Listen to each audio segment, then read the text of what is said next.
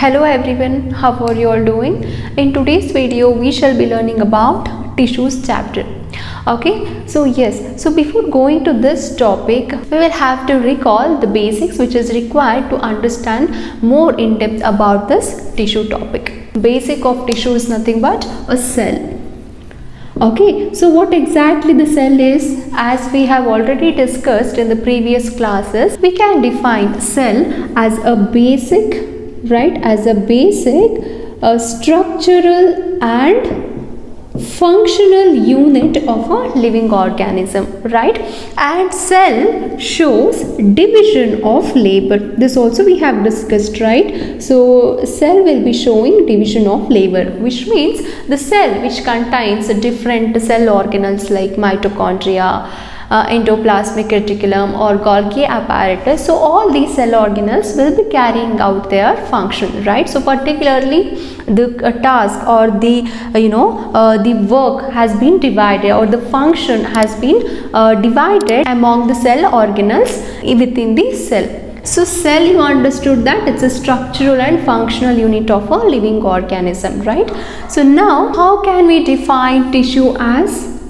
So tissue is nothing but it's a group of cells which have got similar structure and origin, and they will be performing a similar function. You got it? So it's all that different cells, okay, which have got a similar structure. For example, consider this rough diagram, okay. So the cells which have got similar structure and the origin is same, which means their parent cell is same. Okay, the cell which has got a similar structure, okay, and origin will be performing the similar function. So that group of cells we call it as what? Tissue. Right?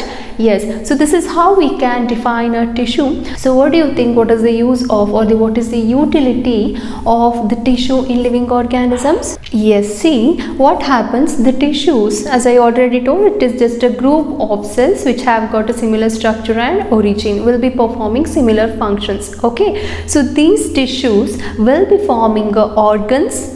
Okay, see, easy thing. The cells which have got similar structure and function will combine to form a tissue. Okay, and the tissues which have got similar structure, okay, and function will combine to form an organ. Okay, and different organs, okay, which will perform a similar function, okay, which will be contributing in order to perform a similar function, will be forming an organ system. Okay, and different organ systems, okay, will form an organism. Okay, understood. So this is the basic. So let us consider an example in order to understand this. Okay, see, cells which have got similar structure and function will combine to form a tissue. Okay, consider, we will take an example of a stomach tissue. Okay, so stomach tissue, nothing but the epidermal tissues. Okay, so that epidermal tissues, the lining of a epidermal tissue, okay, will be secreting the HCl acid, right? So all those cells will combine to form a tissue. Okay, and that all the tissues which have got similar function will combine to form one organ, which is nothing but your stomach. And the organ system, like the stomach, you have got pancreas, you have got bile, intestine. So these all other organs are also helping in the process of one function, which is nothing but a digestion, right? So all those organs will combine to form a organ system. Clear? And different organ systems like your nervous system, like circulatory system, right, respiratory system. So like this, different organ systems will combine to form one organism. Right? Understood? So this is the basic thing that you have to understand. Clear? So now yeah, so now coming back to my question that I was asking, so what is the use or utility of this tissue? So this is the utility of it. You understood, right? Now it will be easy for you to understand that why the tissue is required in our body. See, that's all simple. In tissue also, see, if a cell is showing division of labor, it is understood that tissues will also be showing this division of labor, right? Which means the functionalities have been clearly distributed among the tissues. Okay, for example, example, if we consider the nervous tissue, okay, so the nervous tissue has got a main function of what? Carrying the impulses, right? So the impulses right from the brain will be transferred to the muscles, right, and vice versa, correct? So and also if you consider blood tissue, okay, so blood is also a type of connective tissue, so that I'll explain you later. So blood has got main function of what? So it mainly transports bad materials like oxygen, glucose to all the living cells, right? And also it will be taking up the waste materials like carbon dioxide or the urea, uric acids, like that. The unwanted materials from the cell will also be taken by the blood. So blood has got main function in its what? Transportation system, right? And also there are other tissues like a muscle tissue. So a muscle tissue, what is the main function of muscle tissue, or the cells or the muscle cells in this muscle tissues will be doing what? So they help in the contraction and relaxation of the muscles, right? So these are all. So this is how the division of labor works in the tissue. Okay, understood? So why do we have a tissues? How clearly the functionalities has been distributed between the tissues. Okay, so that's all about the basics of these tissues. Now let us understand, do the plants and animals have got same type of tissues? We'll understand that now. Okay, yes, so here is the answer for our question, that our plants and animals are made up of same kind of tissue. Okay, so I'll explain. So after explaining the differences only, you'll get to know whether they are made up of same tissue or not.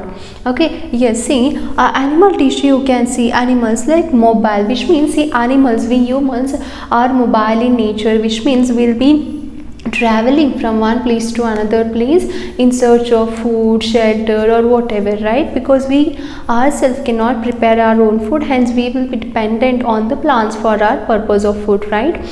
Directly or indirectly, correct? So that's why being animals, they require more energy. Okay, so more energy is required, hence more living cells. Okay, so the more living cells are found in the animal tissue, whereas in plants, if you consider, the plants are stationary, right? They do not move, they are not mobile in nature, so hence more dead cells. So for them, living cells, more living cells are not required. So in plants, if you see, there will be more dead cells. See, because as plants are stationary, they need more mechanical support, right, in order to stand over there. Only when wind breezes so fastly that they have to get sticking to that place only, right?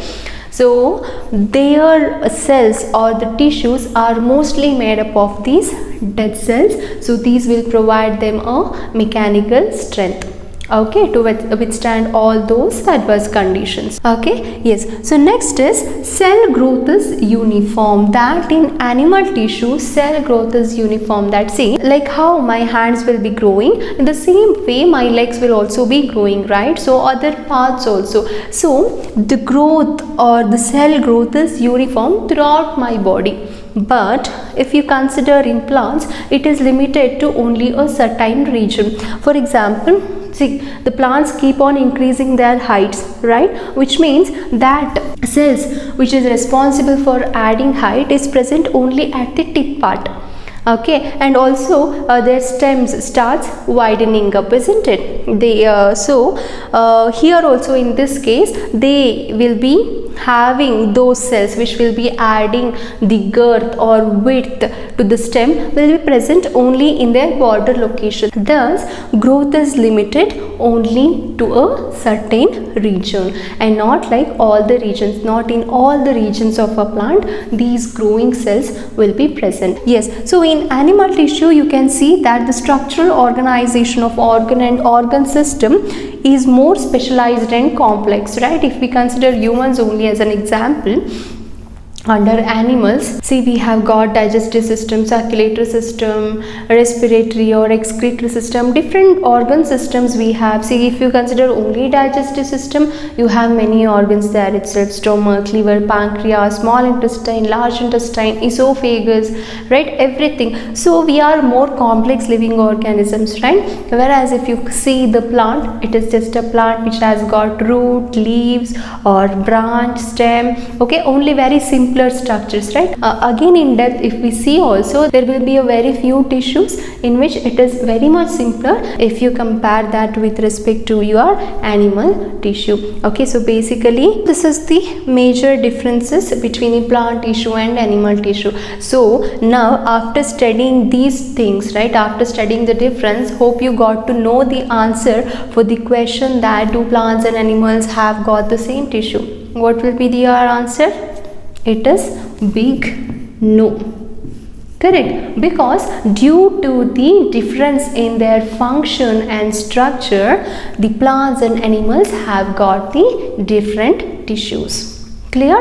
Yes. So now let us understand in depth about a plant tissue, and later we'll go to the animal tissue. Okay, so now we'll understand the plant tissue classification, like how we have classified it into broadly.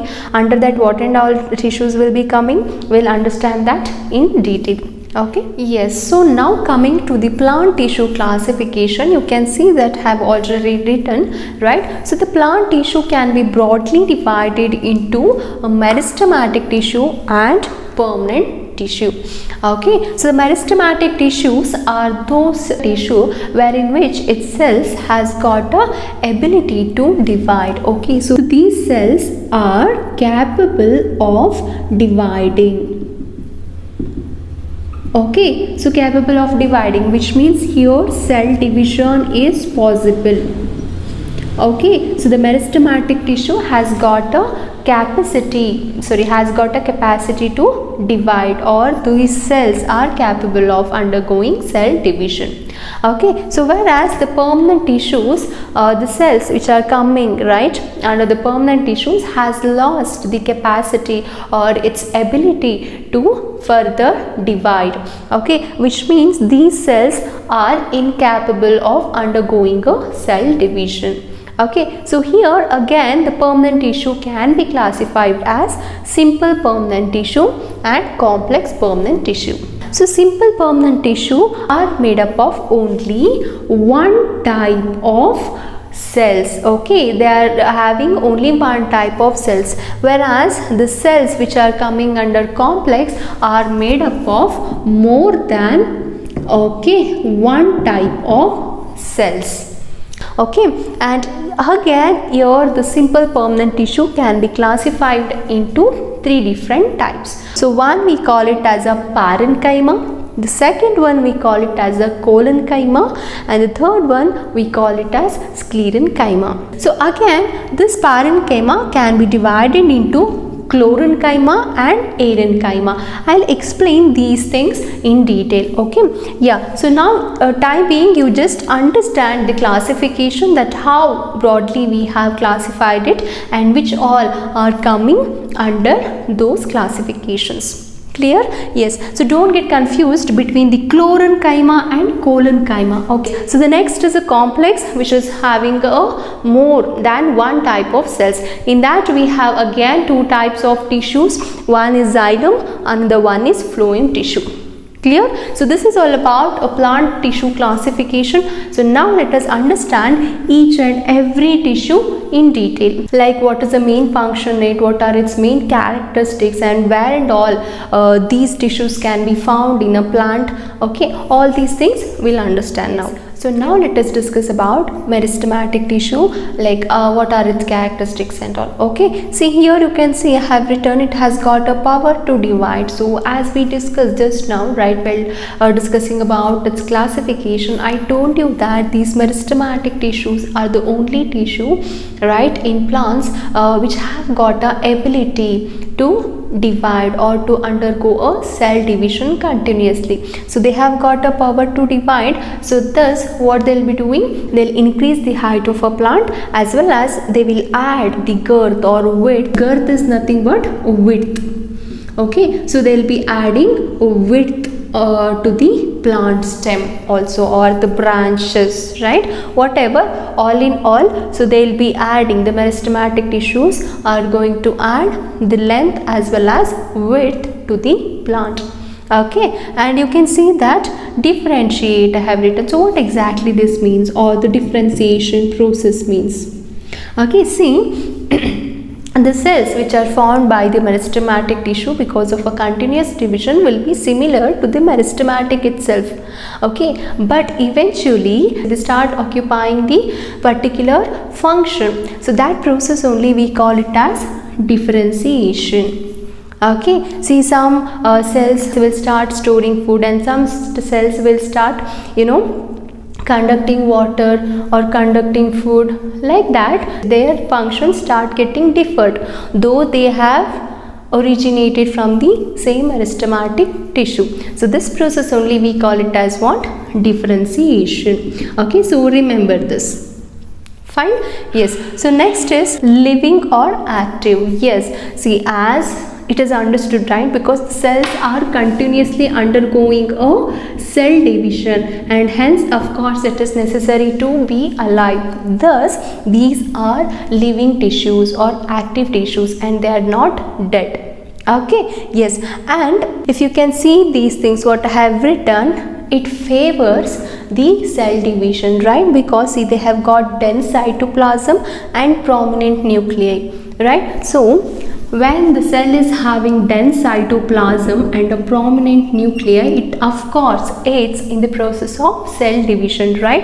And also they have got very thin cell walls. Cell walls of a plant is made up of cellulose. So cellulose is basically a very complex material, right? So consider the other case. If these cell walls of a plant, if they are made up of a very thick cellulose, do you think it will be very easy for these cells to get divide very continuously? No, right? So that's why these meristematic tissues, okay, these meristematic tissues have got very thin cell walls, so that it should be very easy for them to get divide. Okay, and lack of vacuoles. If you remember, we had studied about these vacuoles in our previous chapter of cells, right? You understood that these vacuoles, they actually provide a flexibility, also strength, right? Or that kind of turgidity they'll be giving to a cell, right? Because this vacuole, almost it will be occupying 90% of the cell space sometimes, right? So it provides turgidity to this cell. Okay, so if vacuoles are present like this, do you think will it be easy for the cells to undergo continuous cell division? No, right? So that's why these meristematic tissues are not having these vacuoles in them. Okay, so only when they will convert into permanent tissues, then they will start developing these vacuoles. Okay, so vacuoles mainly contains what? Cell sap. Right, remember from the previous topic. So all you have to remember about meristematic tissue is that they undergo continuous cell divisions. Okay, so they will be adding a length and width to a plant.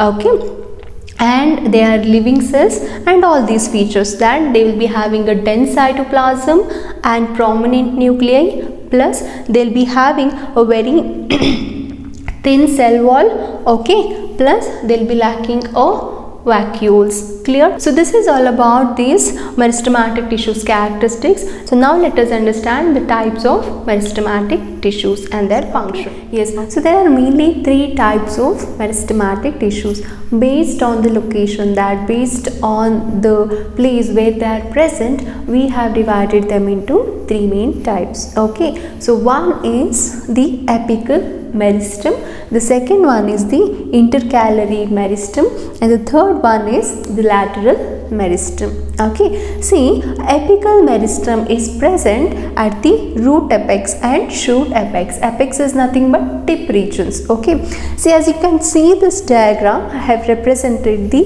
apical meristem, right, at the shoot tip and the root tip. Whatever I have marked in a green color indicates you the presence of apical meristem. Okay, so basically they are present at the tip regions. shoot apex and root apex. So what is their main function? Just now we discussed, right? So they have got a main function of continuous cell division. Okay, they just keep on dividing. So they'll be adding here, basically here they will be adding height or length to the plant, right? See, when they keep on dividing, they'll be adding a height to a plant. And here also in the roots, right, they are present at these tip regions, so they keep on dividing and the roots also starts growing towards the soil. Okay, so this is the main function of a meristematic, this is the main function of apical meristematic tissue, that they will be adding height or length to a plant. Where they are present? They are present at the root and shoot tips of a plant. Clear? Yes. So the next is intercalary meristem. So intercalary meristem, where it is present, you can see here, right, it is present at the base of leaves and the interrods, right? So here you can see here at the base of the leaves, right, here, and at the internodes. Whatever I have marked in a green color indicates you the presence of intercalary meristems. Okay, so here also it will be adding length to a plant. Okay, so the branches also starts growing, and as it is present in the internodes, it also adds height or length to a plant. Okay, yes. So the last one is that we have lateral meristems. The lateral means sideways, right? So this meristem is located on the sides of stems, right? Whatever I have written or indicated in red color tells you the location of your lateral meristem, that it is present at the sides of your stem and also roots. So basically what it will be doing, it will be adding the girth or width to a plant. Okay, so this will be adding girth or width to a plant. So the stem starts becoming very big.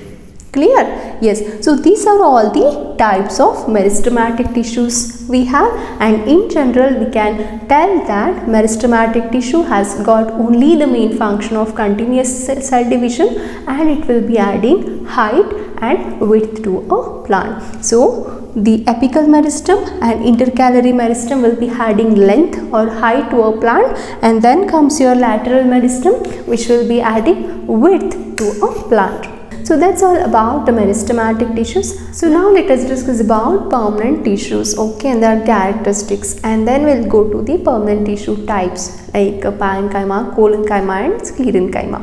Okay, yes. See, you can see that the permanent tissues are nothing but they are not the tissues which are coming from a different the cells. They are the cells, okay, which are coming right from your meristematic tissues itself. Okay, see, meristematic tissues keep on continuously dividing. So after some time, these meristematic tissues only will convert into permanent tissues. Okay, so this process only we call it as differentiation, because see, the meristematic tissues, what happens, they keep on continuously dividing, okay, and then after some time when they get mature, these cells, they will be acquiring a proper function. Okay, so that process only we call it as differentiation. It is very important, remember it. Okay, see, yes, they are matured cells, okay, and they have got definite shape, size and function. Unlike your meristematic tissues which keep on continuously dividing, they do not have a proper this shape or size, whereas your permanent tissues has got a proper shape, definite size, and they have got a proper function. And yes, so these cells could be dead or living. So few will be living cells and few will become dead after some time because of the deposition of some chemical substance.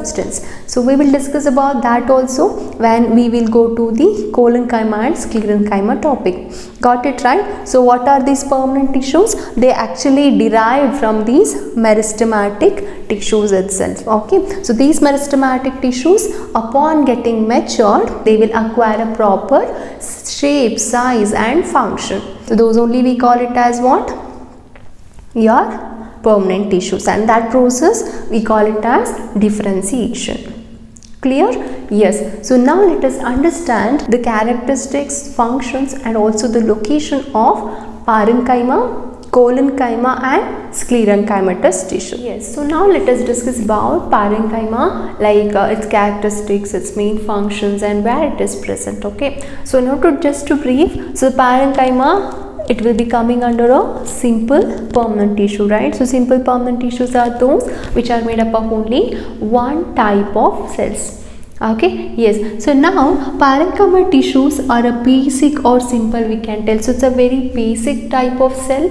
Okay, and it has got a very simple packaging that it can be found in the spaces between other cells also. Okay, and it is found in abundant in plants. You can see most of the cells in the plant are made up of a parenchyma tissue itself.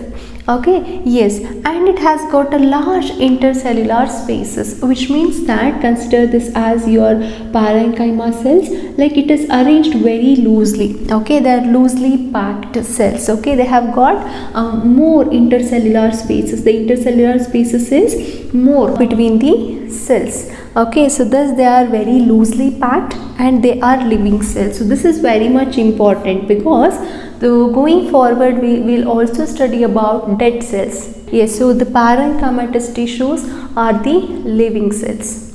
Okay, yes.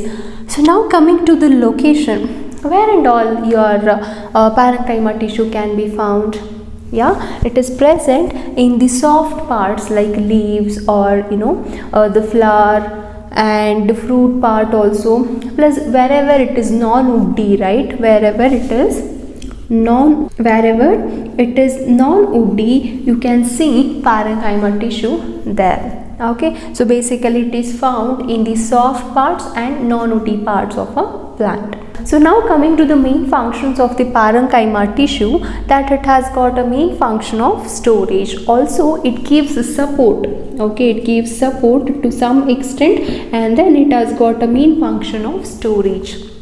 Okay, so the storage, which means the parenchyma tissue which is present in the stem and root part, right? So they will be storing the nutrients. Okay, so this its main function is to store the nutrients again. And then chlorenchyma, see, if you remember, I had told that there are two types of parenchyma. One is that a chlorenchyma, another one is erenchyma, right? So the main function of chlorenchyma is what? To participate in photosynthesis process. Okay, so what is called as chlorenchyma? I'll tell you that if a parenchyma tissue is having, okay, if it is having a chlorophyll pigment, you know the importance of chlorophyll pigment, right? That chlorophyll pigment helps in the process of photosynthesis, right? So basically the parenchyma tissue which is containing chlorophyll in it, we call it as a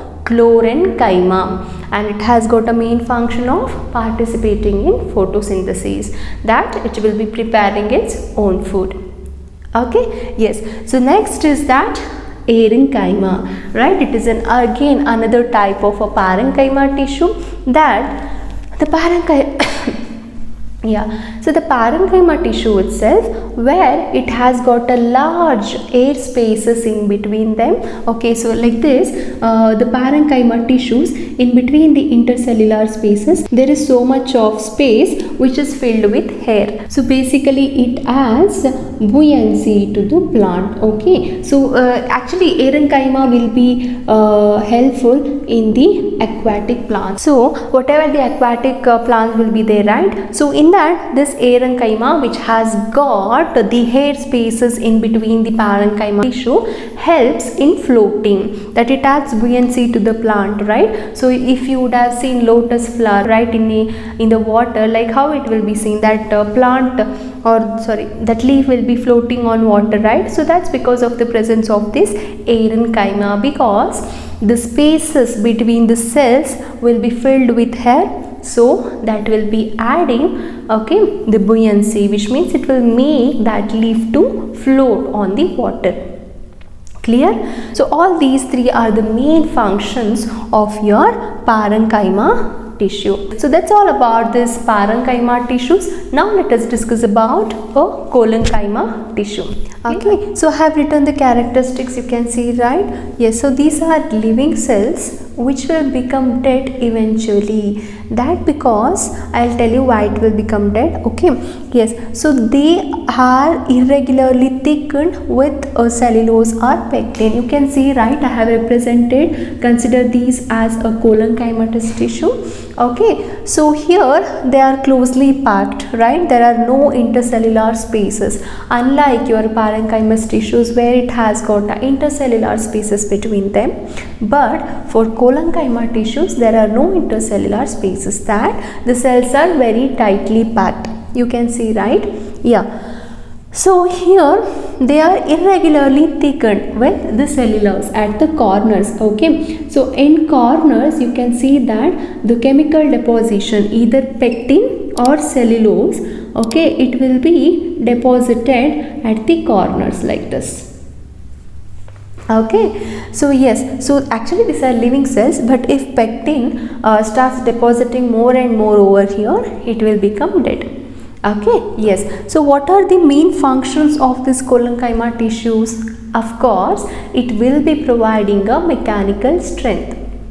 Okay, so it provides a mechanical strength, and also see, as you can see now, I have also written the location, that it is present in the leaf stalks and also below the epidermis of leaves and stem. So it basically allows or aids the plant to easily bend, okay, without breaking. Like when wind blows very, very fastly, that time the stems or the bark of the leaves, or the bark of the plants or the leaves, they will be tending to bend, right? At that time it will not break. That's because of the flexibility which is provided by the collenchyma tissue. Okay, so that's all about the collenchyma tissues. All you have to remember with respect to collenchyma is that here there is a irregular deposition of a chemical substance called as pectin or with the cellulose itself. Okay, yes, and it mainly provides a mechanical strength and it allows plant to bend easily without breaking. Okay, and locations, it is present in a leaf stalk and also epidermis, below the epidermis of leaves and stem. Clear? So that's all about the collenchyma tissue. So now let us discuss about the sclerenchyma tissue, which is the last type of simple permanent tissue. So now let us discuss about a sclerenchyma tissue. Okay, so this is how you can see, right? I have represented one sclerenchyma cell. This is how it looks like. Okay, so this is a long and narrow cell, okay, which has got lumen inside it, which means the space is available there.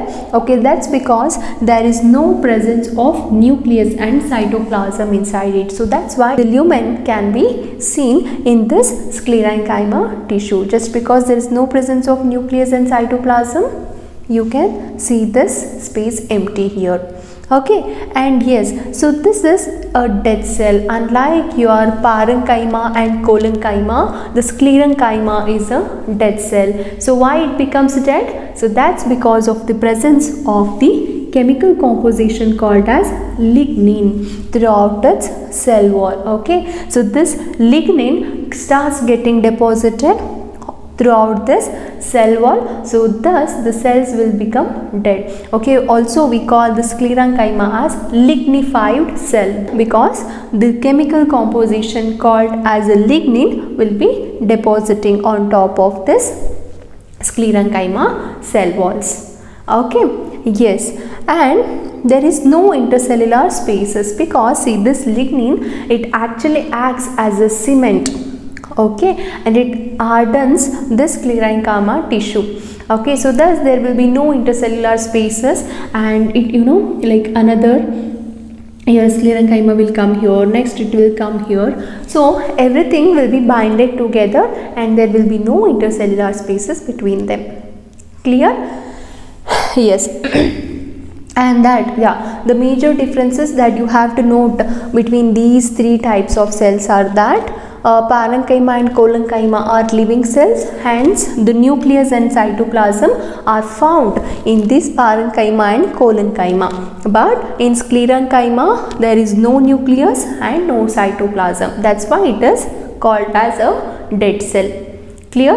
And yes, in collenchyma there is a deposition, there is an uneven deposition of a chemical composition called as pectin, right? Or also cellulose also gets unevenly distributed on the walls of the collenchyma cells, right? But where in case of sclerenchyma tissue, that it is lignin. Okay, so this is that you have to remember. And then coming to the functions of the sclerenchyma tissue, as you know that it is dead cell, so of course it should be providing a very great mechanical strength to the plant, and also it adds a rigidity to the plant, and it will make the plant tissue hard and tough, that it can bear any sort of stress, okay, which is coming on the plant. So that is all about the main functions. The main function of sclerenchyma is to provide the great mechanical strength. Okay, yes. So now coming to the locations of the sclerenchyma tissues, yes, of course it is present in the stems and then vascular bundles. Vascular bundles are nothing but the xylem and phloem vessels, okay, which are nothing but your complex permanent tissues. So we'll discuss about that later. And then in the veins of the leaves, so these are the veins, okay, these are nothing but the veins of the leaves. Here also your sclerenchyma tissue is present, okay. So basically it provides strength to the plant. Or if you would have seen coconut husk, right, or the mats or ropes which are made up of jute, those are nothing but a sclerenchymatous tissue itself, okay.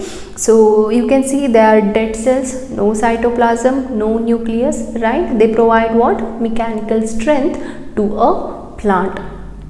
Clear? So that's all about this sclerenchyma tissue. So now let us discuss about complex permanent tissues, which are nothing but a xylem and phloem vessels in depth. So now let us understand about xylem in detail, and then we'll go to the phloem vessels. Okay, yes. So the xylem vessels are also called as water conducting tissues, as their main or primary function is to carry or conduct water right from root to the aerial parts of a plant. Okay, so that's why it is also called as water conducting tissue. So this xylem is made up of 4 different types of cells, which are nothing but tracheids, vessels, xylem parenchyma, and then xylem fibers. It is made up of more than one type of cells, that's why it is coming under a complex tissues.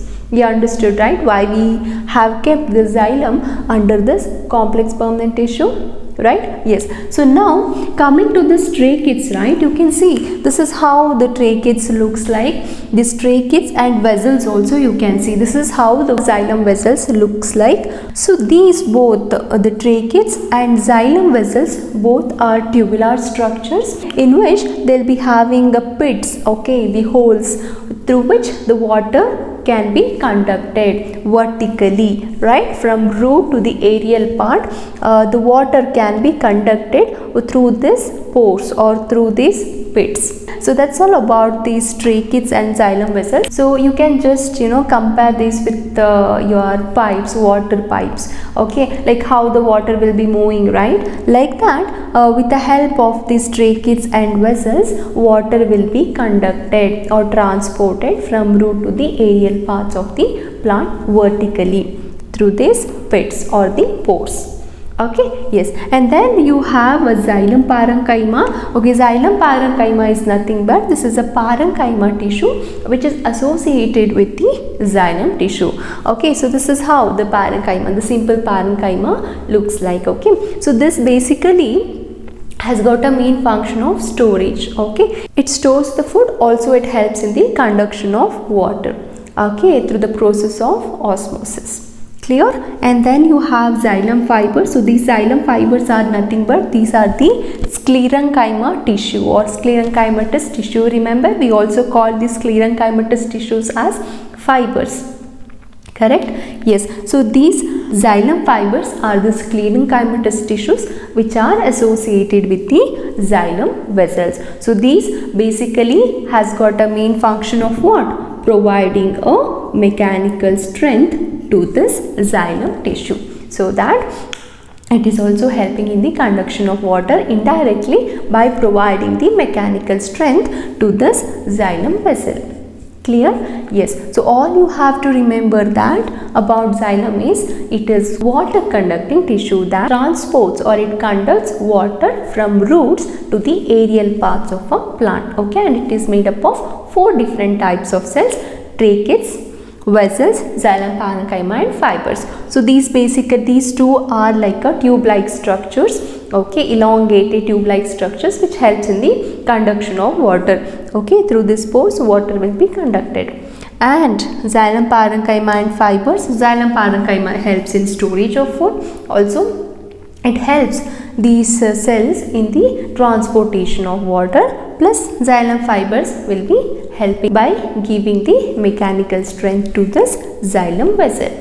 Okay, so that's all about this xylem tissue. Now let us discuss about phloem tissue. So as you can see that I have written phloem as a food conducting tissue, right? So your xylem is water conducting tissue, but the phloem vessel is called as food conducting tissue because it transports or it conducts the food from the site of preparation to the different regions.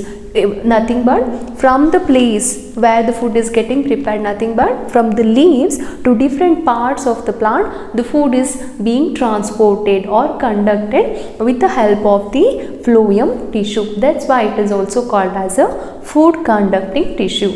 Okay, yes, and this phloem tissue is made up of again 4 different types of cells. So that's why it is coming under the complex permanent tissue. Got it? So you can see that I have represented your phloem tissue. This is how it looks like. Okay, so it is comprising of the sieve tubes, companion cells, parenchyma, and then phloem fibers. As you can see that this is how the sieve plates and a sieve tube looks like. Okay, sieve tube, the name itself is telling tube. So this is a tubular structure. You can compare with a water pipe. Okay, the tubular structure which helps in the conduction of prepared food. That's all. And this sieve tube, something like this. Okay, it will be having plates at the end. Okay, something like this, and it will be perforated. Okay, these sieve plates are having pores, okay, through which the food, okay, through which the food will be transporting. Okay, got it? So the sieve tubes consist of the sieve plates at the ends, okay, and these ends or nothing but these sieve plates are perforated. They have got pores or holes in them through which the food will be transported. Okay, see, unlike xylem, okay, see, xylem tissue, it used to transport water only from the root to aerial parts. It's like only one direction, right? From down to up the water used to transport.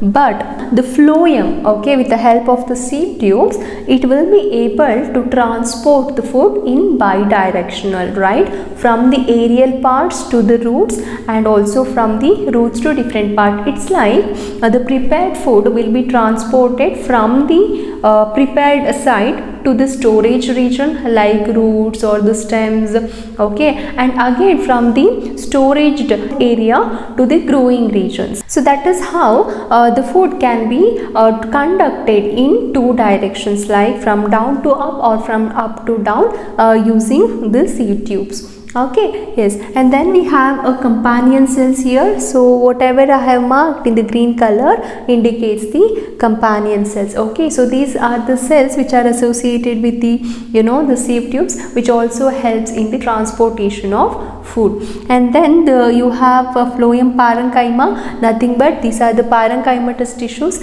which are associated with the phloem vessel. So they also have got a main function of storing the food, and also they will helping these phloem tissue in the transportation of food. Okay, and then you have a phloem fibers. So they have got a main function of providing a mechanical strength to this phloem tissue. So that's all about this phloem complex tissue. And also remember that the xylem and phloem, okay, together, the xylem vascular tissue and the phloem vascular tissue together, we call it as vascular bundles. Okay, so this you have to remember one thing about the complex tissue, right? Xylem and phloem together, we call it as vascular bundles, right? Yes, so that's all about this complex tissue as well as the permanent tissue. So now let us discuss about one important topic, which is epidermis or epidermal cells in plants. The epidermis is nothing but epi always refers to what? Up or top, right? So topmost part. So the topmost covering or the topmost layer, what you can see in plants, is made up of cells or a group of cells, that only we call it as epidermis cells. Okay, so it is basically a outermost layering of cells which is found in the plants. Okay. Yes, so these cells are usually flat. Okay, there will be single layer and it will be flat. Okay, so something like this, very flat cells. Okay, and then there will be no intercellular spaces between these cells, that they are tightly packed. Okay, and yes, see, the main function of these epidermis cells is to protect the plant from mechanical injury or from pathogenic infection. So thus, in order to prevent from the infections or the pathogenic infections, and also in dry habitats, right, in order to prevent loss of water, excess of transpiration, they will be having a very thick layer of, you know, the waxy substance or a waxy layer. Consider this is your epidermis cells or whatever the top part. So it will be secreting a waxy kind of substance. Okay. So thus what happens, it will be preventing the excess loss of water from that outermost surface. Also it prevents from the infections. Thus it is overall what it is doing, mainly it is protecting the plant, correct? And yes, root hairs. So if you see the epidermal cells of the roots, right, they will be having the fine root hairs. Okay, they will be having fine root hairs which helps in the absorption of water and minerals from the soil. Okay, so root hairs and all these are the modifications of these epidermal cells. Okay, and also if we see carefully the epidermis cells under the microscope, we also can see the open pores. Okay, consider this is a leaf, and if you see this, okay, we can see, so if you see this under microscope, also if you just hold it against the light, you can see small minor or a minute openings, correct? So that is nothing but we call that as stomata, right? These are the small openings or the pores which are seen in leaf or the plant. We call that as what? Stomata. Okay, or stomatal pores. So these stomatal pores are guarded by two kidney shaped cells. Okay, whatever I have marked in the red color are the guard cells. Okay, so these guard cells, okay, so these guard cells, actually what they will be doing is they'll surround something like this. Okay, they will be surrounding the stomatal pore. So consider this is your stomatal pore, and these two guard cells will be covering it up, or they'll be surrounding this stomatal pore.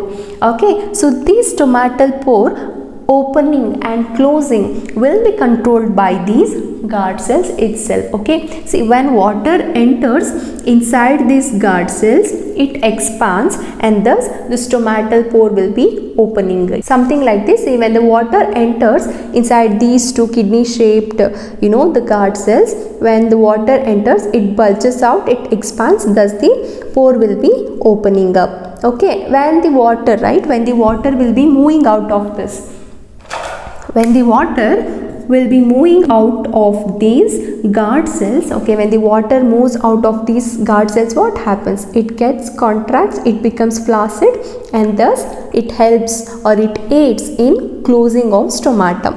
Thus, regulating the opening and closing of stomata is controlled by your guard cells, two kidney shaped or bean shaped guard cells.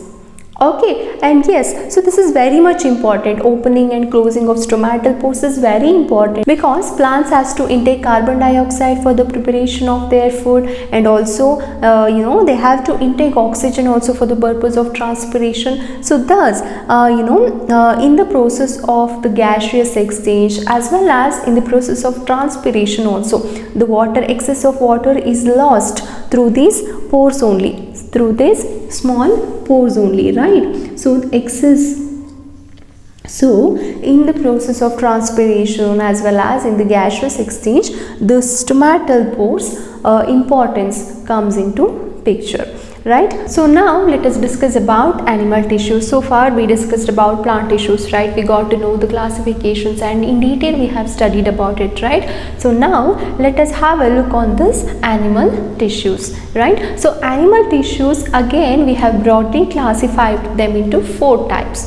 Okay, which are all those 4 types? See, the first one is epithelial tissues, the second one is connective tissue, the third one is muscular tissue, and the fourth one is nervous tissues. So this is the broad classification of animal tissues. And again the epithelial tissues, right, we have divided them into these many types, like based on their shapes we have divided, based on the shape of cells we have divided the epithelial cells into the squamous epithelial tissues, cuboidal epithelial tissues, columnar epithelial tissues, and stratified epithelial tissues. Okay, yes, and also connective tissue, again we have these many types. Okay, so here based on the type of matrix, I'll come to that, I'll explain what exactly matrix is and all. Okay, yes, so again the connective tissue we have areolar tissue, adipose tissue, skeletal tissue, and fluid tissue. Okay, yes. So that's all about these epidermal cells and also about plant tissues. So next is muscular tissue.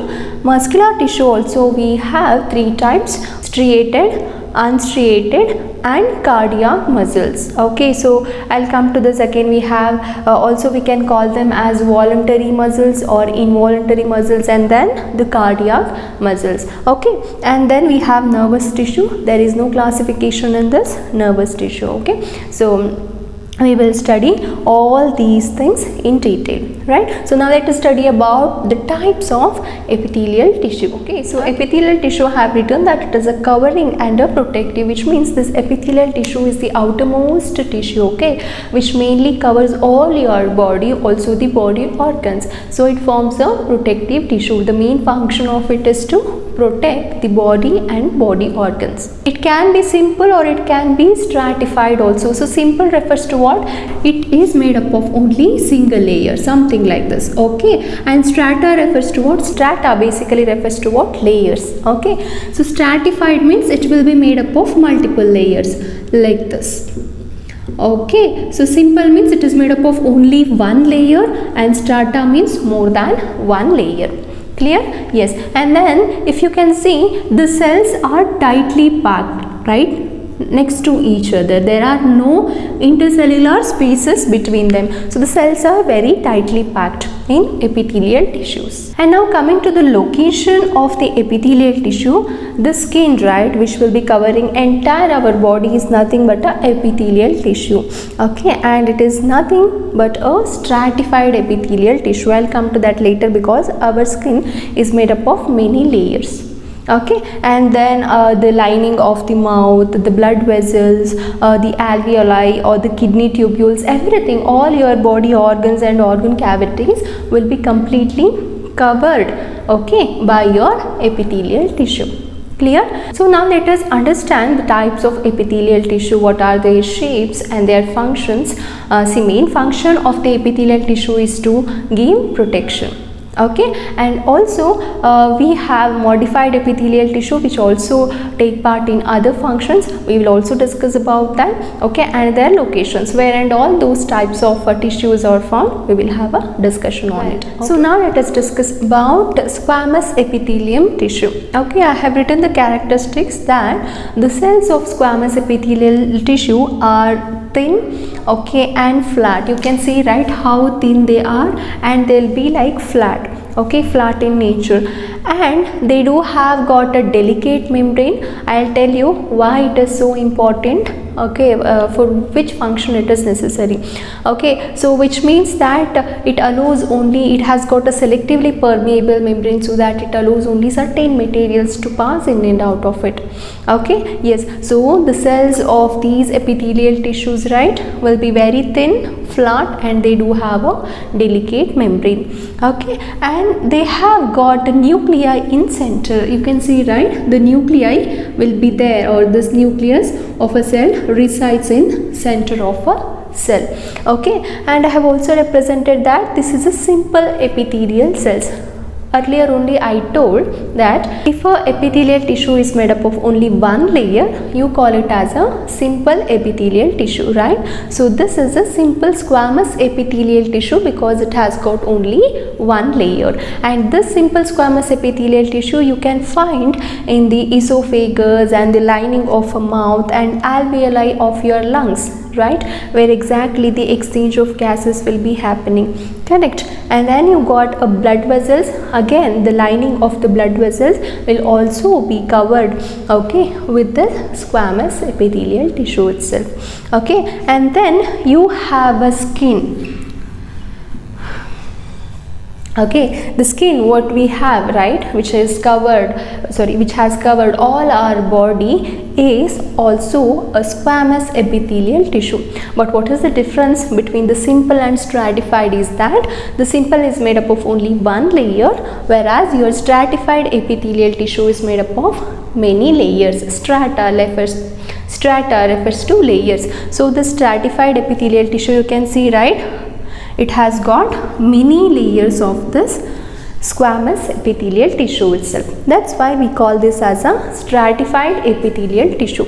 So that's how much important the skin is, which is nothing but your stratified squamous epithelium tissue. So it's clear, right? So all you have to remember in the squamous epithelial tissue is that its function, okay, and its structure, that it has got a very thin and flat and delicate membrane, okay. So delicate membrane because in the alveoli of lungs exactly the exchange of gases will be happening, correct. That is intake of oxygen and leaving out CO2. Okay, the blood will be giving out the CO2 to the alveoli, and from the alveoli it will be taking up the oxygen. So for that, delicate membrane or that selectively permeable membrane is very much essential, right? So that is why the alveoli of lungs is made up of this simple squamous epithelial tissue, right? Yes, and also you have to remember its location, where and all this squamous epithelial tissue is present, and then its function, mainly protection, and also based on its location, that in the lungs it helps in the exchange of gases, and esophagus, lining of mouth, blood vessels, skin and all, it has got a main function of protection, okay. Yes, so that's all about the squamous epithelial tissue. So now let us discuss about columnar and cuboidal epithelial tissue. So now let us discuss about the cuboidal epithelial tissue, okay. So as you can see that this is how the cuboidal epithelial tissue looks like. The cells of cuboidal tissue will be having a cube shape, okay, and in the center the nucleus will be present, okay. So the shapes of the cuboidal epithelial tissue cells will be cuboidal, and then the nucleus remains in the center, okay. So where and all you can see this cuboidal epithelial tissue is that you can see in the lines of the kidney tubules and the ducts of salivary glands. These cuboidal epithelial tissue can be found, and also it has got a main function of giving a mechanical support, and sometimes this cuboidal epithelial tissue will be folding inwards, okay, and then the cells of the cuboidal tissue start secreting some substance, whether it is an enzyme or hormone or whatever it is, okay. So when these cuboidal epithelial tissue, when they start folding inwards and then they start secreting some substances, okay, such kind of cuboidal epithelium tissues we called it as glandular epithelium tissues. So mainly all the glands will be covered with this cuboidal epithelial tissue itself. Clear? So it's simple that the cuboidal epithelium tissue has got its name because the cells of this tissue will be cube in shape. Okay, they will be cuboidal in shape, and the center and the nucleus remains in the center. That's all you have to remember. Plus where it is found. It is found mainly in these kidney tubules or ducts, mainly in the glands. Okay, mainly the covering of the gland is also made up of your cuboidal epithelium tissue. Okay, when it starts folding inwards, it starts secreting some substance, and that type of cuboidal epithelium tissue you call it as glandular epithelium tissue. Clear? So that's all about this cuboidal epithelium tissue. Now let us discuss about a columnar epithelium tissue. Yes, so this columnar epithelium tissue has got a cells which has got a pillar like shape. Okay, you can see, no, I have written that it will be long, okay, something like this, very pillar like a columns.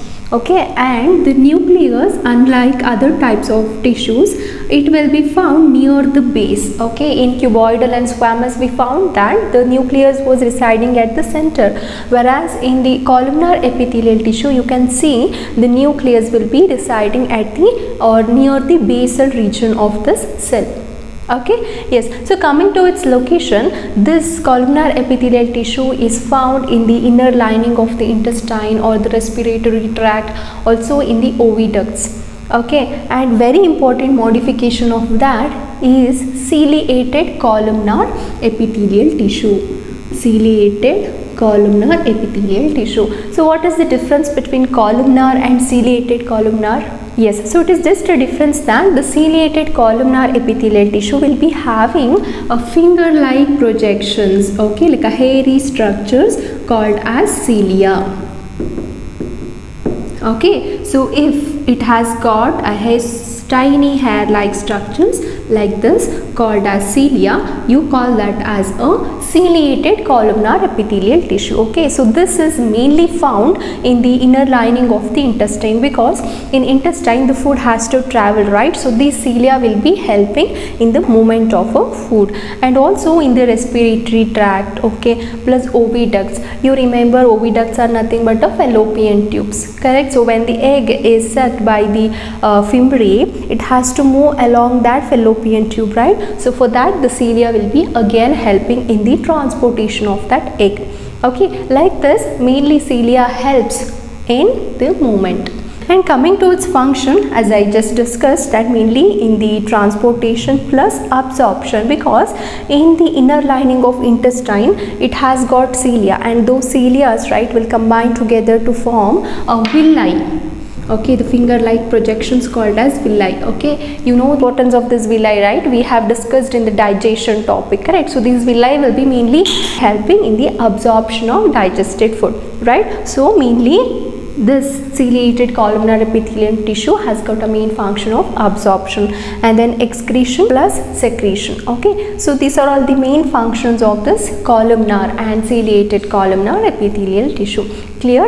And yes, that's all about the type of epithelial tissue. So if anyone asks you the major differences between squamous, cuboidal, columnar and a stratified epithelial tissue, we can just have a consolidated thing, so that it will be easy for you to write during exams. Clear? Yes. So now let us quickly recall the differences between these squamous, cuboidal and columnar epithelial tissues. Okay. See, based on the difference in shapes only and their functions, we have classified the epithelial tissue into these many types, right? See, in squamous we have two types, simple squamous and stratified squamous, correct? So stratified squamous is nothing but the squamous epithelial tissue which is made up of many layers. We call that as a stratified epithelial tissue. Example is your skin, and it has got a main function of what? Protection, correct? And coming to the simple squamous tissue, it is made up of only single layer, right? So the lining of esophagus or the mouth and blood vessels, all is made up of a squamous tissue which has got a flat and thin shape.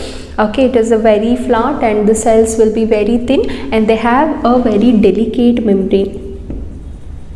right, delicate membrane for the purpose of exchange of materials, especially in alveoli of your lungs. These exchange of materials will be happening, right, and also exchange of materials between the capillaries and of the cells. So that's why your blood vessels lining is made up of squamous epithelial tissue, because it allows only certain materials to pass in and out of it, nothing but it shows the property of selective permeability. Okay, so that's all about squamous. And coming to the difference, right, it has got a flat, thin and delicate membrane, whereas your cuboidal epithelial tissue has got a cube shape, right, but here also nuclei will be residing at the center.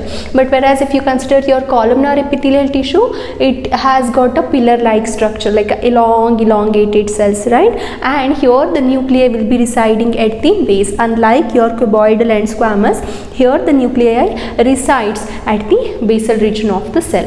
Okay, yeah, so the modification of a squamous epithelial tissue is the stratified, and here the modification or extra, the characteristics which is added to this cuboidal cell is nothing but a glandular epithelial tissue, where it helps in the secretion of certain materials, right, or the substances by folding inwards.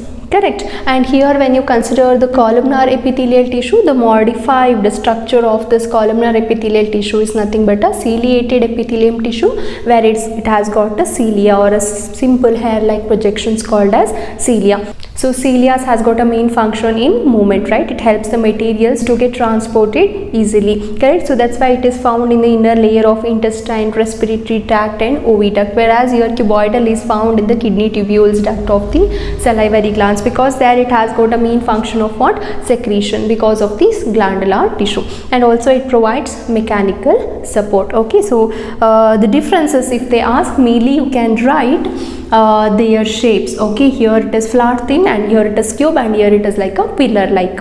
Okay, and yes, so with respect to the location of the nucleus also you can write the difference, that in squamous and cuboidal, in both the nucleus is found at the center, whereas in the columnar it is found at the basal region. Okay, and also location also, because it is found in the the esophagus or the alveoli or the blood vessels, whereas your cuboidal is found in kidney tubules, duct of salivary glands, and also here the columnar is found in the inner lining of the intestine, respiratory tract and oviduct. And also you can write the differences between their functions. Here it has got a main function of protection, right, and also in the exchange of materials the squamous epithelium tissue will be taking part, whereas your cuboidal, it has got a main function of what? Secretion and mechanical support, plus your columnar epithelial tissue has got a main function in absorption, excretion, right, it helps the materials to transport very easily. So that's all the differences. Along with the simple diagrams you can just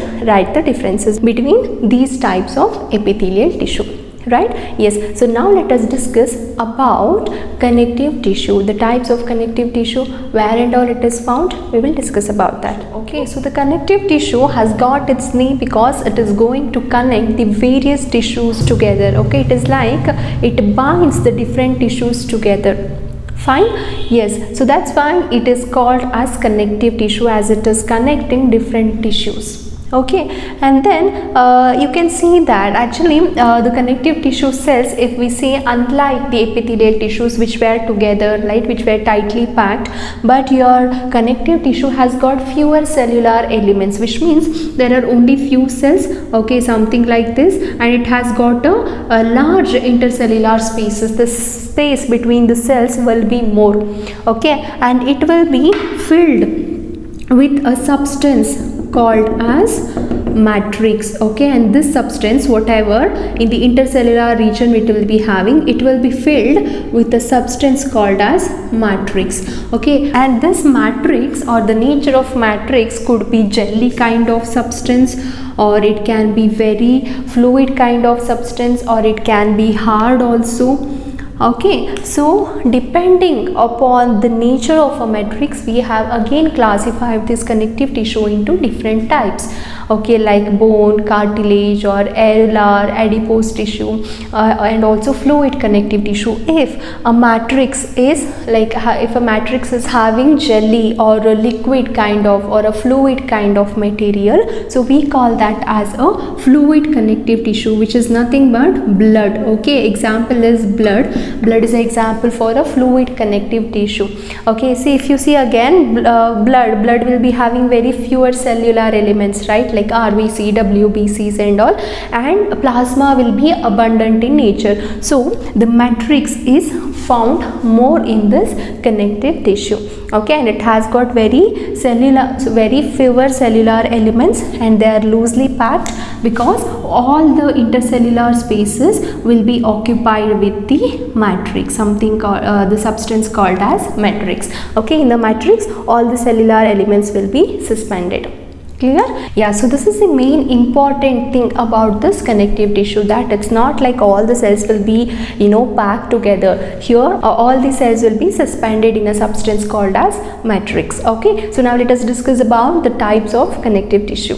Right, so earlier I told we have 4 types of connective tissue, right? One is fluid connective tissue, skeletal connective tissue, and then we have adipose and areolar tissue, correct? So now firstly let us discuss about fluid and skeletal tissue, and then we'll go to those areolar and adipose. Okay, yes, so fluid connective tissue. Under fluid connective tissue we can take an example of blood. Okay, why we are calling this as fluid connective tissue? Because it has got matrix which is fluid in nature. Nothing but we call this fluid matrix only as plasma. Okay, see, if you see a blood, if you take a sample of blood in which you will be able to see that, consider this as a sample of blood, and where you can see the cells which are embedded in it, in this fluid matrix called as plasma, right? So here you will be having I told, right, the main characteristic of connective tissue is that it has got fewer cell elements and more matrix, right? Matrix is nothing but a plasma. In plasma the cells of WBC, RBC, right, and platelets, so all these cells will be suspended in this fluid matrix called as plasma, right? So that's why we call the blood as a fluid connective tissue. Also it is going to connect different various tissues, right? So that's why the name has come as fluid connective tissue. Fine. So RBC has got a main function of what? On top of RBC there will be a protein called as hemoglobin, HP, right, which carries oxygen. Correct, it has got a main function of carrying oxygen. And coming to WBC, it mainly takes part in the defense system, body defense system, nothing but immune system, right? So it will be invading, or it mainly engulfs or kills the pathogens which enters into your body. So it mainly takes part in your body immune system. And coming to platelets, they have got a main function in clotting of blood. Correct. So from this only you can tell that blood has got main function of transporting the minerals and nutrients, especially the food, right? C6H12O6, which is nothing but a glucose. Correct. The food.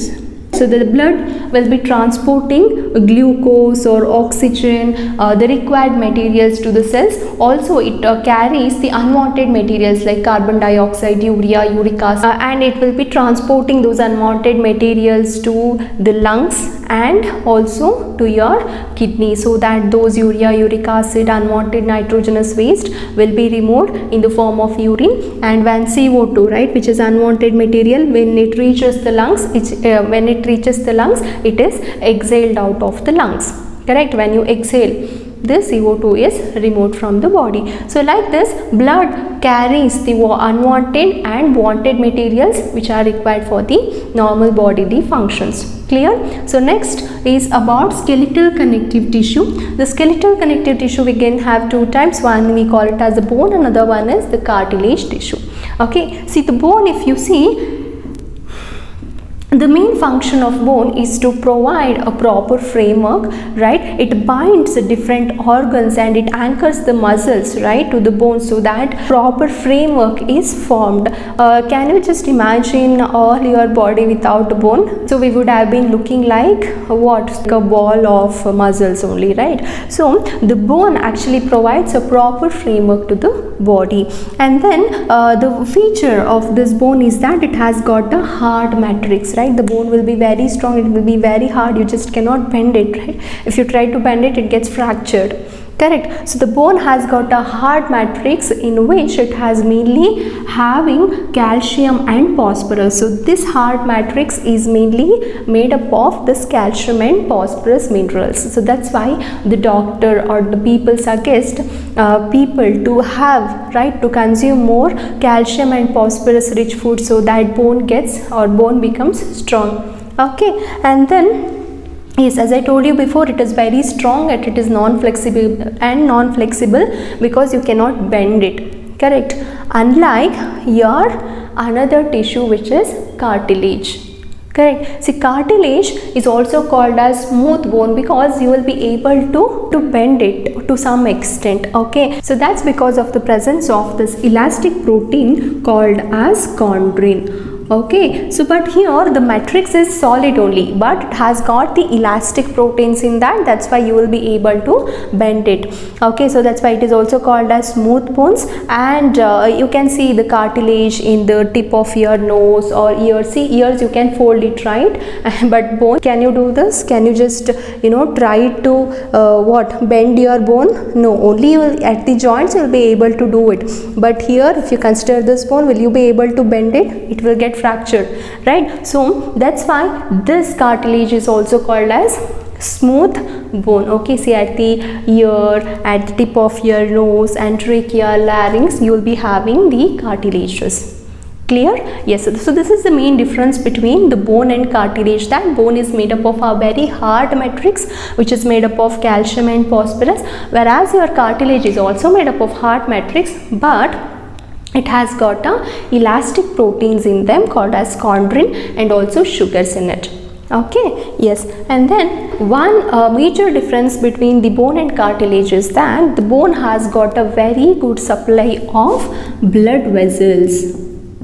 Okay, it has got a very good supply of blood vessels and also a nerve ending and also neurons, nothing but your nerve tissue, whereas your cartilage has not got such a very good supply of your blood vessels. It lacks in these two. Fine. So this is all about the skeletal connective tissue. Okay, main function of it is to provide a proper framework for your body, and this is all about fluid connective tissue. Okay, so now let us discuss about areolar and adipose connective tissue. Okay, so this areolar tissue, it fills the space inside the organs. Okay, and it mainly supports the internal organs, like whatever it is there inside our body, it actually supports those internal organs, and it also helps in the tissue repair. Okay, so coming to its location, it is found between the skin and muscles, and it is found around the blood vessels and the bone marrow. Okay, see, you can see that it is connecting the skin and muscle as well, right? So this is all about the areolar tissue. And now coming to this adipose tissue, right? The main function of this adipose tissue is to store the fat.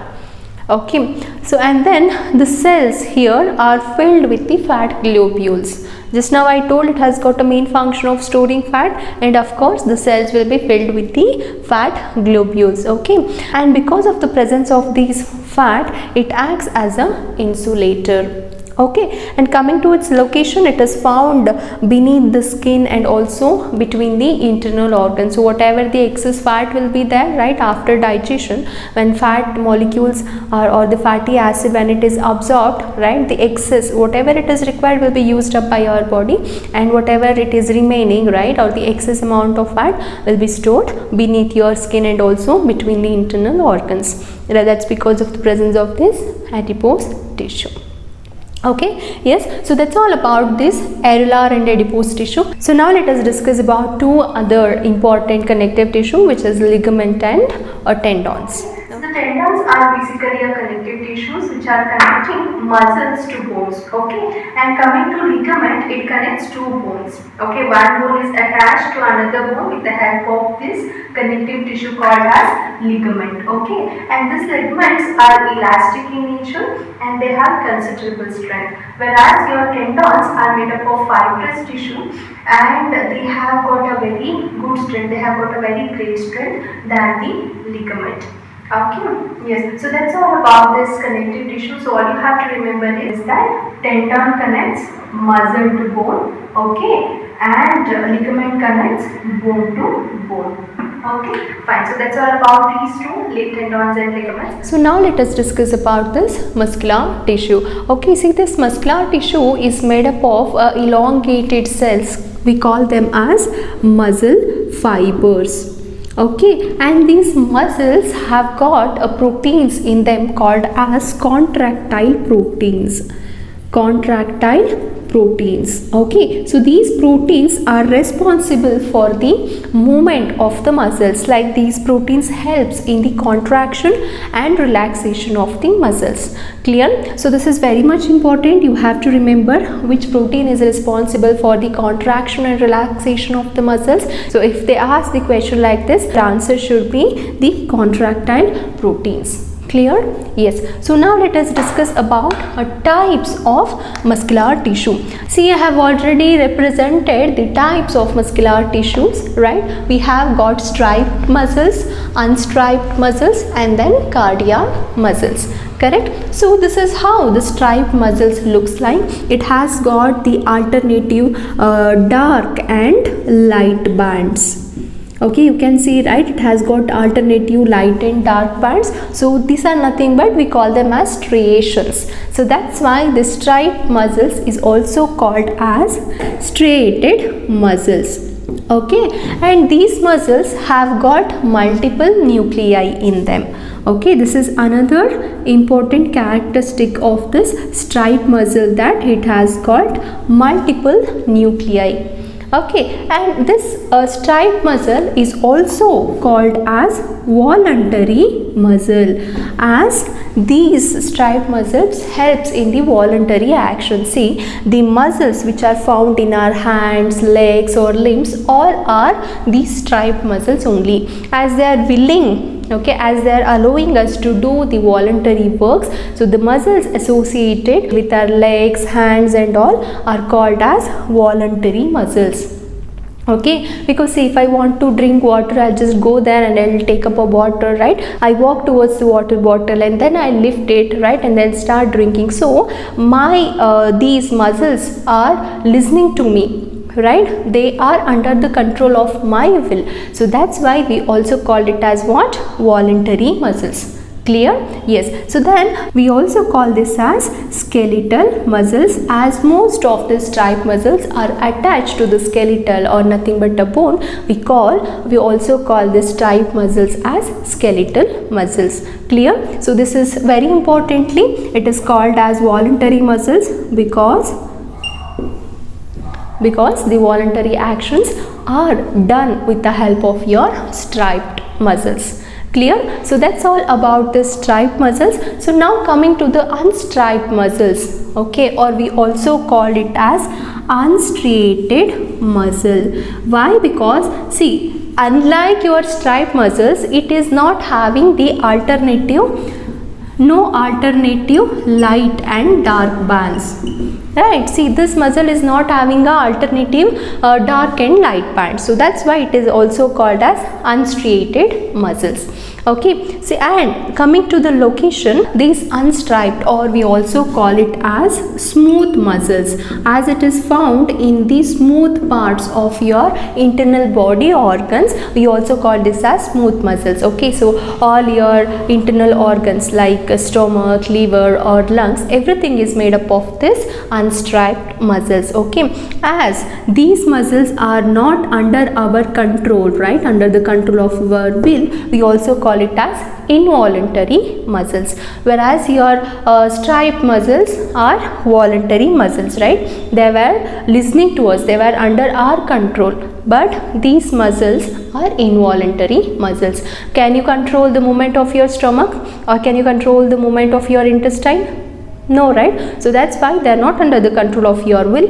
Thus, the muscles associated with those parts, we call them as involuntary muscles. Clear the difference between the striped and unstriped muscles?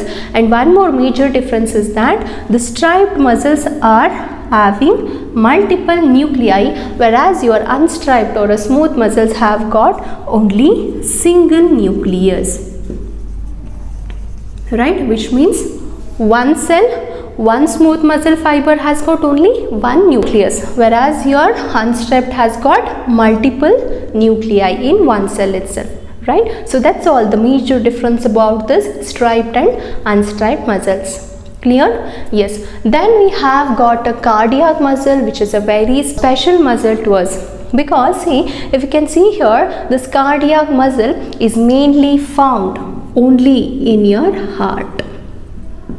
Okay, only in your heart you can see the cardiac muscles. And very important differences between these muscles and cardiac muscle is that this is a branched muscles, right? Can you see like that? See here, you can see the branching, right? Unlike these two are not having any sort of branching in them, whereas your cardiac muscle has got branching in them, right? Yes. And also it has got a main function of what?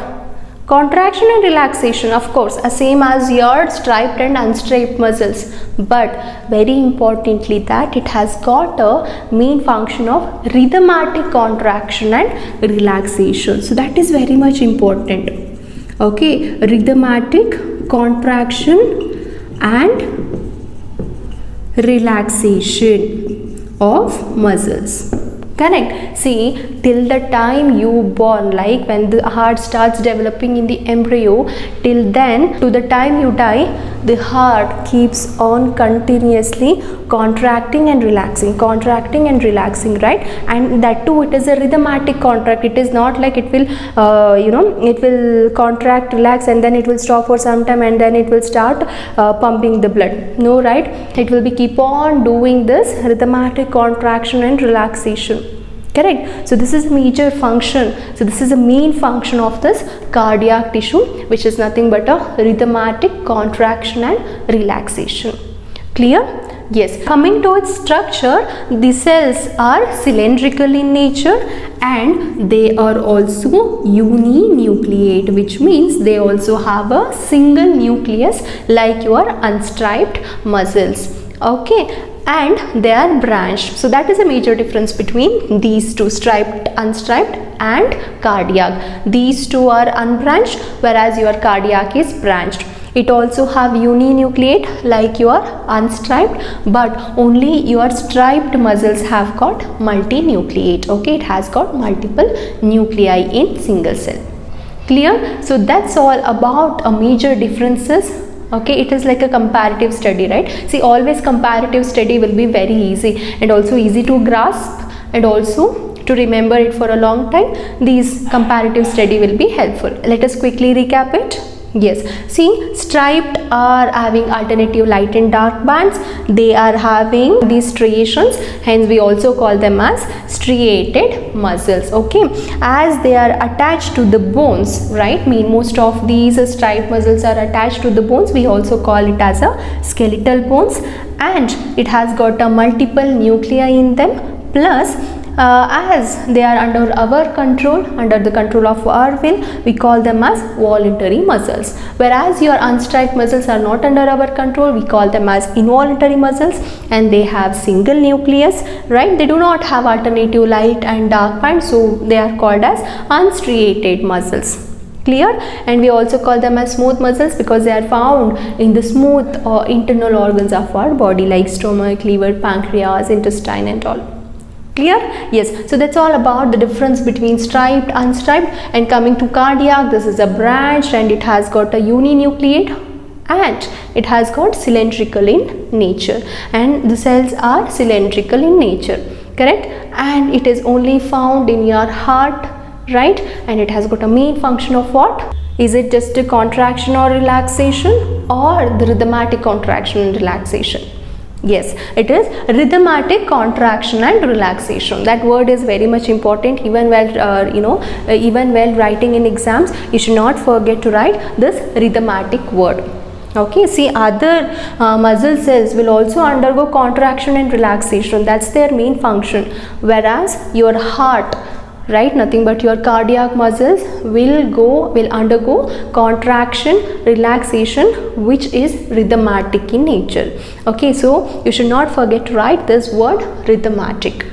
Clear? Yes. So that's all about this muscular tissue. Now let us study the very important tissue, which is the nervous tissue. Right? See, I have already represented how a nerve cell, individual nerve cell looks like. Okay, the individual nerve cell, we also call it as a neuron.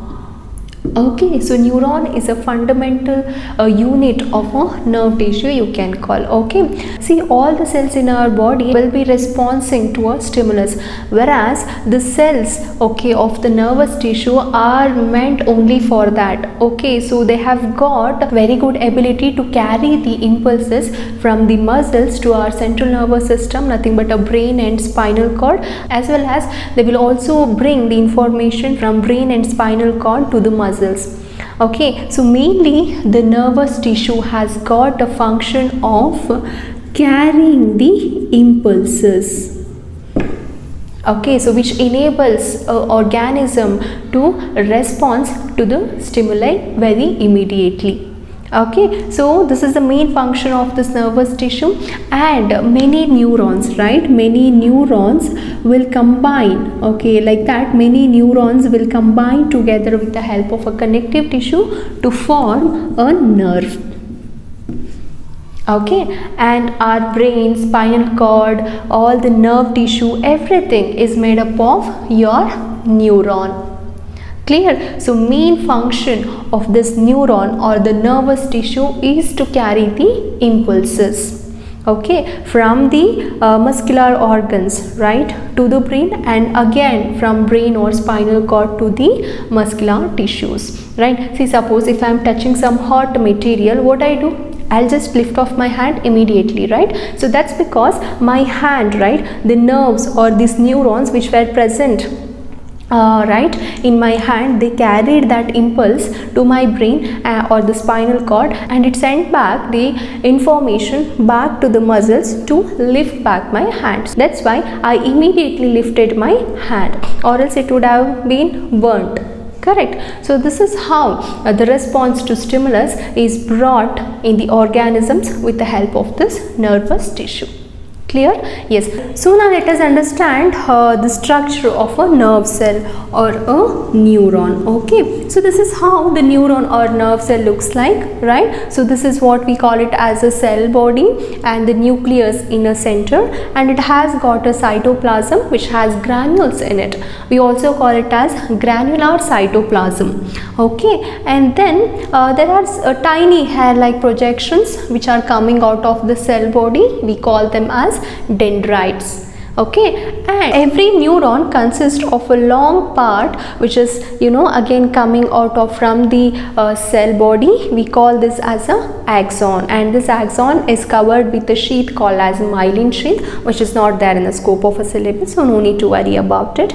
And then every neuron, right, it utterly ends with these nerve endings. So this is how the nerve cell looks like. So I'll just tell you a quick recap that how it transmits the impulses. Okay, so suppose if I am touching a hot material, right, so the nerve, so the dendrites over here, right, on the nerve tissue over here will take up that impulse, and that will be carried all along this nerve cell. It enters to the cell body, and from cell body it will be traveling all along this axon, and then it reaches the nerve endings. Okay, and again there will be another neuron which is starting from the end of the one neuron, Okay, so it is like this. One neuron will be connected like this, and again another neuron will start. Okay, so this is how the impulse will be traveled from one neuron to the another neuron. And in fact, actually there will be a gap between these two neurons. There will be a gap between one neuron to another neuron. So this space, okay, whatever it is present here between two neurons, we call it as a synapse. Okay, which is not there in your syllabus, but for your information I am telling. See, whatever the impulse it is carried, right, all along this neuron is an electrical impulse, but here at the synapse actually it converts into a chemical information, and then it will set back the electrical impulse again in the another neuron. So this electrochemical impulse will be traveled, okay, right from that place of stimulus to your brain or spinal cord, and again the information, okay, the processed information from the brain or spinal cord will be sent back to your muscles. Okay, so this is how the neuron impulses will be traveled or transmitted in the neurons or the nerve cell.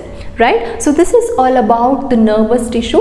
All you have to remember in this topic of nervous tissue is that its function and the structure or the diagram of a neuron. Okay, so the main function of nervous tissue is to what? To carry the impulses or to transmit the impulses. Okay, and then the diagram. Okay, and make sure you write this diagram. You will be labeling the parts properly. Right? Yes, so that's all about this tissue chapter, where we learnt about plant tissue as well as animal tissue. Correct? I hope you understood this chapter, and if you have any doubts, please drop them in a comment section. Please like, share and subscribe to the channel, and do not forget to click on a bell icon. Thanks for watching.